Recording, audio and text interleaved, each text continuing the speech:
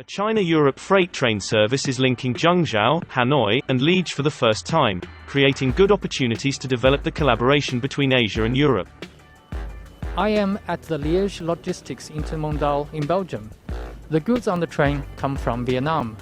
They first took the China-Vietnam train from Hanoi to China. Later, they were transferred to the China-Europe train, passing through Central Asia and Russia, and arrived in Belgium. From here, they will be delivered to cargo owners across Europe. In the past, most of the goods from Southeast Asia were shipped to Europe by sea.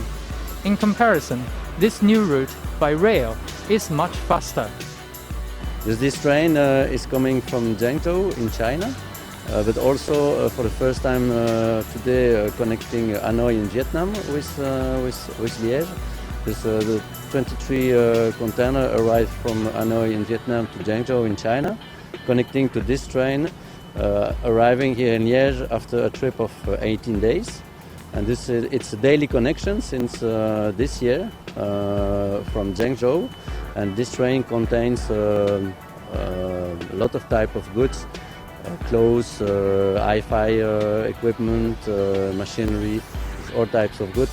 But it's a very good connection. It's a good opportunity for companies in China, also in Europe, to transport their goods from China to Europe, because this is an alternative solution to the maritime transport. The good advantage is that it's a little bit more faster than the maritime transport, because it takes 18 days, when the maritime transport takes 30 to 40 days from China to Europe. And it's also a good alternative when we see now the rates in the maritime transport and also the congestion, because there are a shortage of equipment, container availability in Asia to come to Europe.